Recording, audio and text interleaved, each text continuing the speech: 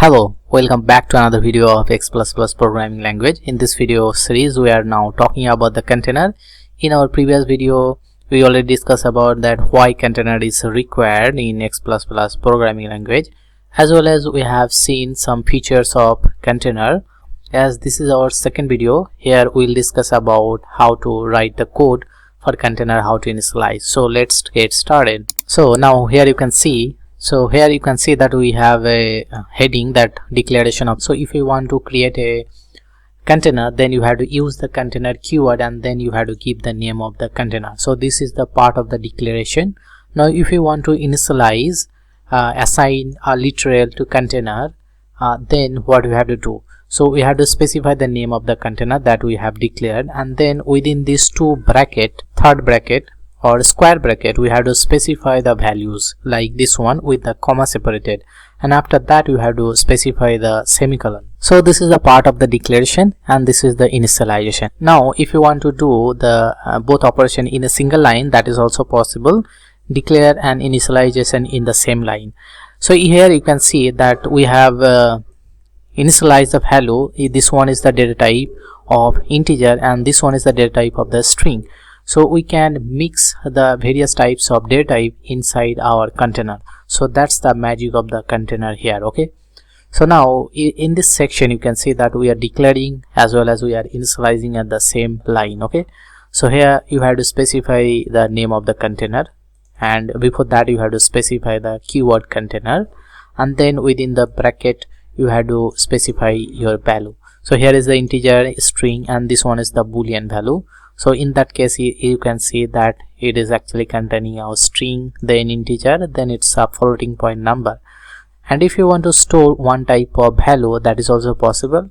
So there you have to specify any specific item, item 2, item 3 in a sequential manner. Okay, now in this case you can see that we have a container which is actually storing various types of fruits, that is the apple, banana, and cherry. Okay, now let's move to the next point, that is the mimic container modification. Here you might think that in this case we are actually modifying the actual size of the container, but that's not the true. In the backend, or it is actually implicitly creates a new copy. So whenever you are concatenating or do the operations, you want to add few elements inside the container, then using this operator, plus equals operator, if you specify any other type of data which is also a container, for example 16, and this one is a variable, so for that there have to a value for this particular variable, and we are trying to concatenate with the container. Okay, and this container will be a new copy of the original container. Okay, now let's move to this one. You can see that this one is the conins. This will insert the 3.14 in the position 1 in the container 3. This one also trying to modifying the actual container, but here you have to remember that this one also creates a new copy. Okay, so in this case also we are trying to update, but so this is also creates a new copy. So here the container in name is cr3. So if we'll give you cr3 as well here as well in this position also, then also it will creates a new copy. Okay, so that's the performance impact if there will be a huge number of operations will be there. But don't worry, if you are not understanding about the conins and conpoke, we'll discuss about all this function in our later videos. Okay, but at this point of time, just remember that conins is used to insert inside a particular locations of the container, as well as conpoke actually updates a specific value inside a container. Now let's move to the new point, that is the assignment of a container. So for example we have a container cr3. If you want to assign it to cr2, then we can use the equal operator. Okay, by this assignment operator we can assign of a container, and this is also implicitly creates a copy of the container as well. Okay, so it will not change the actual size of the container, so it will create a new container and the new container size will be different based on that. Okay, now if we'll move to the next point, that we can read a value from the container. So how we will do that? Using the config function, we can read from a particular position, and then we can assign it to a particular variable, or it can be any kind of data type. Okay, let's move to the next point, that one statement that does multiple assignment from a container. So how is that possible? So for example, we have a string str my str, integer my integer. Okay, now we have a container like cr4, and it is having these values, like for example hello 22 and 3.14, three different values there.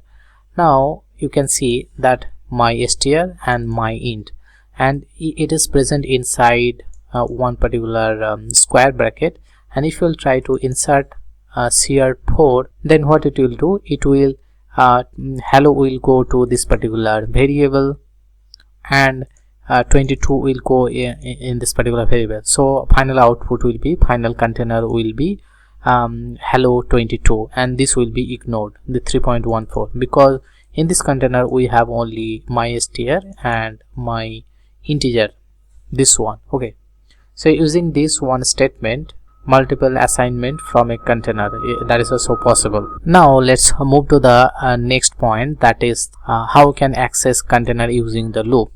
So for that we have a con length function of a container, and in the con length function you have to specify the give the name of the container, then it will give you the length of the container, how many elements are there inside a container, and that many time this particular loop will actually execute, or it will loop through, or it will iterate. Okay, so it will start from 1 and it will go to that particular length of your container. If it will contain 3 elements, then it will give you 3, and you can loop through 3 times using this particular for loop. Okay, and if you want to print using the info str method, you can use the config function, and there you have to specify the name of the container itself, and then this is the positions.